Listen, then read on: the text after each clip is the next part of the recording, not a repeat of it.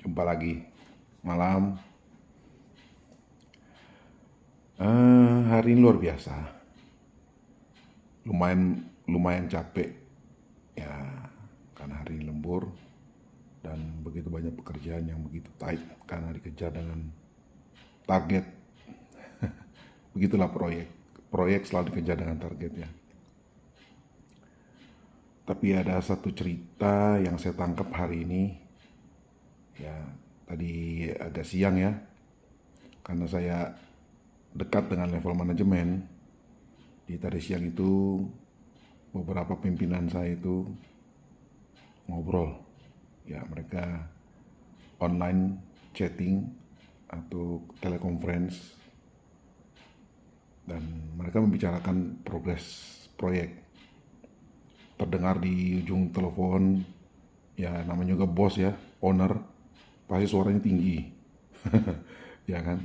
Sedangkan kita yang di lapangan, walaupun bos-bos juga pasti ya memberikan argumen, memberikan keterangan-keterangan, dan tapi agak sedikit suasananya agak sedikit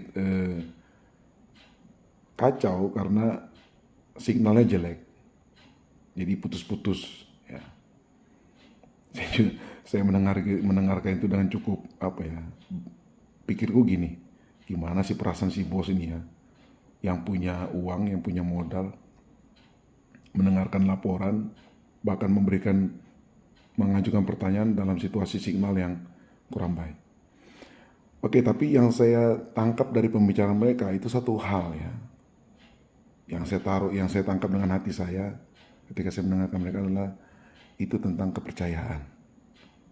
Ya, jadi bagaimanapun seorang owner atau big boss itu memberikan kepercayaan kepada seseorang atau beberapa orang untuk untuk memutar uangnya dengan membangun sebuah bangunan proyek dengan kontrak yang terbatas ya, bisa 1 bulan, bisa 1 tahun, bahkan mungkin beberapa bulan, dengan berharap uang itu bisa berlipat ya, dengan profit, menempatkan beberapa orang, dan puji Tuhan termasuk saya di dalamnya ya.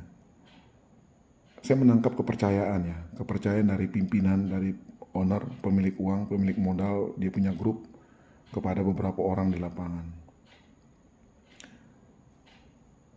Kepercayaan itu bagi saya itu susah ya mendapatkan kepercayaan, mendapatkan kepercayaan atau memilih orang untuk dipercaya itu satu hal yang sama, tapi dalam hal yang sama artinya susah ya memilih orang yang tepat.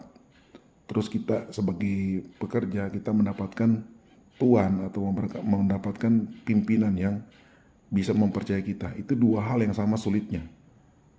Ya, apalagi di tengah-tengah setelah era pandemi pasti banyak proyek yang sedikit beriak-riak lagi. Banyak proyek-proyek besar, industri berkembang, bergeliat. Pasti membutuhkan banyak profesional. Tetapi intinya kepercayaan. Di manakah orang-orang yang dipercaya itu? Tidak susah bagi anak-anak Tuhan. Tapi bagi orang-orang yang di luar Tuhan, itu satu kompetisi yang luar biasa ya. Mendapatkan kepercayaan, terus ketika dia masuk dalam sebuah perusahaan, dia membina kepercayaan itu dari pimpinan, itu sama susahnya ya, sama sulitnya. Ketika melamar mendapatkan kepercayaan, ya pasti dibutuhkan pendekatan. Ketika lolos bekerja, memelihara kepercayaan itu dibutuhkan effort yang lebih lagi. Nah, kalau orang-orang dunia sudah pasti ya kita tidak bisa pungkiri yang namanya kompetisi di dalam ya, sikut-sikutan ya, kata kasarnya sikut-sikutan kata kasarnya. Terus banyak hal intrik ya. Kita akan berhadapan dengan situasi seperti itu ya. Tetapi kita sebagai anak Tuhan tentu dong kita mengharapkan kepercayaan dari pimpinan, bukan? Nah, tetapi bagaimana mendapatkan kepercayaan itu? Nah, jelas kalau saya memang punya skill. Dulu lulusan sarjana S1 teknik sipil. Ketika kita terjun di dunia konstruksi dengan begitu kompleksnya pekerjaan, tightnya semacam persaingan. Kalau saya hanya mengandalkan kekuatan saya sendiri, apalagi pengalaman, wow, saya akui di luar sana pengalaman mereka jauh lebih banyak. Tapi puji Tuhan ya, kalau kita mengandalkan anugerah Tuhan, kita mengandalkan pimpinan Tuhan, kita mengandalkan Roh Kudus, dimanapun kita ditempatkan, kita pasti diperlakukan sebagai orang-orang yang berpengaruh, yang bisa memberikan pengaruh dan memberikan dampak bagi kemajuan perusahaan. Sudahlah mereka yang sikut-sikutannya dengan cara-cara itu.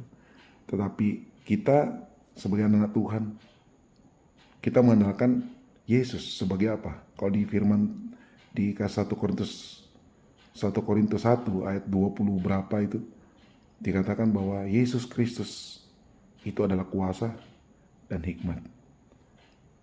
Nah, jadi yang saya alami selama ini adalah bekerja di perusahaan yang besar, apalagi saya akui mungkin pengalaman saya masih di bawah dengan mereka, tetapi puji Tuhan ketika saya berada di perusahaan tersebut, saya bisa berkompetisi dengan mereka, bisa sama seperti dengan mereka. Dan saya akui itu semua karena anugerah Tuhan, itu semua karena kuasa, karena Yesus adalah kuasa dan hikmat saya dalam bekerja. Kita tidak pungkiri persaingan itu ada, percekcokan di lapangan, keributan di lapangan itu ada. Tapi pemeliharaan Tuhan itu luar biasa ya, sangat luar biasa. Nah, bagi teman-teman yang mungkin sedang mencari pekerjaan atau sedang mengupgrade diri dalam sebuah perusahaan, saya sharing kepada saudara bahwa kita tidak bisa mengandalkan pengalaman. Kalau kita hanya mengandalkan pengalaman, maka disitulah kita. Hanya sampai di situ. Tapi kalau kita mengandalkan anugerah Tuhan, Yesus yang adalah kuasa dan hikmat kita, Yesus akan membawa kita naik dan terus naik dan terus naik.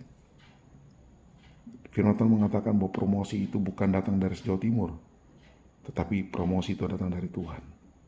Dia memberikan hati kita untuk bekerja dengan penuh kebahagiaan ya, tidak bekerja dengan stres walaupun tekanan itu ada, tapi kita memperlakukan tekanan itu sebagai suatu arahan buat kita, kekuatan buat kita, karena tekanan itu maka potensi kita keluar. Di bawah tekanan tidak membuat kita hancur, tapi Tuhan akan membuat tekanan itu akan memunculkan potensi yang lebih lagi dan lebih lagi. Kita kan pasti akan belajar gambar, belajar ini, belajar hal-hal baru, membuka wawasan kita. Hikmat itu dari Tuhan, tapi pengertian itu datang ketika kita terus belajar dan terus belajar. Ingat ketika bagaimana si Yusuf, yang anak yang dijual, dibuang sama saudara-saudaranya, terus dijual ke Mesir. Apakah dia menjadi seorang wakil Firaun hanya bermodalkan pengalaman? Tidak ada pengalaman di dalam dirinya. Dia di penjara, mengurus rumah seorang tuan namanya Potifar. Tapi apakah dia punya skill? Tidak. Ketika dia masuk di dalam rumah Potifar, skillnya muncul. Ketika dia berada di penjara Mesir, ketika dia bawa tekanan, skillnya muncul, hikmatnya muncul, hikmat Kristus itu muncul dan memberikan solusi bagi Mesir. Dan ketika Mesir membutuhkan seorang yang pemimpin yang memberikan solusi bagi krisis yang pada waktu itu di kerajaan Mesir, sudah pasti dong Yusuf juga mengalami tekanan dari kerajaan tersebut. Tapi justru dalam tekanan itu potensinya keluar, hikmatnya keluar, hikmat Kristus melimpah-limpah. Nah, saya percaya ya, saya tidak mengandalkan pengalaman, teman-teman juga tidak mengandalkan pengalaman, tapi kita bergantung sepenuhnya kepada kasih Tuhan. Saya tidak menutup diri, menutup pengertian bahwa saya bekerja juga mengharapkan yang namanya gaji yang besar. Gaji yang besar artinya tanggung jawab yang besar, yang lebih lagi dan lebih lagi. Ya itu harus. Ya kita tidak mengatakan bahwa saya cukup bekerja saja. Bekerja udah cukup. Tidak. Bagi saya, bagi anak-anak Tuhan, Tuhan mengatakan naik dan terus naik. Kita harus berani sebagai anak Tuhan, harus berani memperkatakan hal-hal besar. Ya, menciptakan hal-hal besar, mengidam-idamkan hal yang besar, tetapi di dalam Kristus kita dapat melakukan segala perkara. Ya, jadi saya walaupun umur saya mungkin sudah dikatakan setengah abad, saya 50 tahun ini, tetapi dalam pikiran saya 20 tahun ke depan, 25 tahun ke depan itu masih umur emas buat saya. Saya melihat di proyek ini, di kantor saya itu masih ada orang-orang yang umurnya di atas 60, bahkan ada yang 72, 73. Itu mereka yang tidak kenal Tuhan. Apalagi saya, ya. Saya ingat Kaleb, berapa umurnya ketika dia menaklukkan bangsa orang-orang raksasa, dia merebut Hebron, 80 tahun. Ya, jadi saya sebagai anak Tuhan, saya percaya kita akan terus naik dan terus naik. Tetapi kita tidak mengandalkan hikmat pribadi, tidak mengandalkan hikmat sendiri. Ketika saya berada di sebuah perusahaan, selalu saya akui bahwa saya ada di sini karena anugerah Tuhan. Jadi Tuhan tuntun saya setiap hari, tuntun saya. Saya percaya saya dikasih Tuhan, dia diperkenan oleh Tuhan dengan begitu luar biasa, diberikan kepercayaan untuk memegang sebuah tanggung jawab. Tetapi kita melaksanakan amanah itu dengan penuh tanggung jawab, tetapi tidak dengan kekuatan kita, tapi dengan kekuatan Tuhan. Kita mengandalkan Tuhan, sangat-sangat mengandalkan Tuhan. Kalau kita sangat mengandalkan Tuhan, maka kerja kita tiap hari itu akan penuh dengan ucapan syukur. Terima kasih Tuhan, aku ada di perusahaan ini. Terima kasih Bapak, aku ada diberikan tanggung jawab ini. Dan Tuhan, aku tidak sanggup melakukan ini, tapi Kau yang sanggup Tuhan. Aku tidak sanggup melakukannya, Engkau sanggup. Ketika aku diberikan jadwal yang begitu tight, aku serahkan semua jadwal yang begitu tight ini kepadamu Tuhan. Saya percaya anugerah Tuhan memimpin dan membuat pekerjaan dan proyek saya selesai tepat pada waktunya. Oke. Semoga ini bisa menguatkan teman-teman yang sedang mencari pekerjaan dan sedang berada di sebuah perusahaan. Ya, aku berdoa dalam nama Yesus, Bapa. Bagi teman-teman yang sedang menantikan pekerjaan, aku katakan dalam nama Yesus, mereka tersingkapkan bahwa mereka tidak menaruh kepada kekuatan, mengandalkan kekuatan mereka.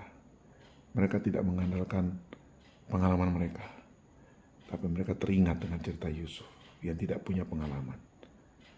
Mereka ingat Yesus yang adalah kuasa dan hikmat. Mereka akan dipertemukan dengan orang-orang kunci. Mereka akan dipertemukan dengan orang-orang yang akan membuka pintu demi pintu. Kami bekerja, kawan-kawanku bekerja bukan mengandalkan koneksi, tapi benar-benar mengandalkan Tuhan. Aku percaya dalam nama Yesus Tuhan. Bagi teman-teman yang hendak mencari pekerjaan, mereka mendapatkan perusahaan yang terbaik. Bahkan teman-teman yang sudah berada di perusahaan yang mungkin sedang bimbang, saya percaya Tuhan, kasih Kristus menyegarkan mereka sehingga mereka bekerja dengan begitu semangat, lebih semangat, dan bisa berkompetisi dengan kawan-kawan yang lain, orang-orang yang dunia, tapi mereka tampil sebagai pemenang dan mereka memberi dampak bagi perusahaan. Terima kasih Bapa, di dalam nama Yesus. Amin. Ketemu lagi.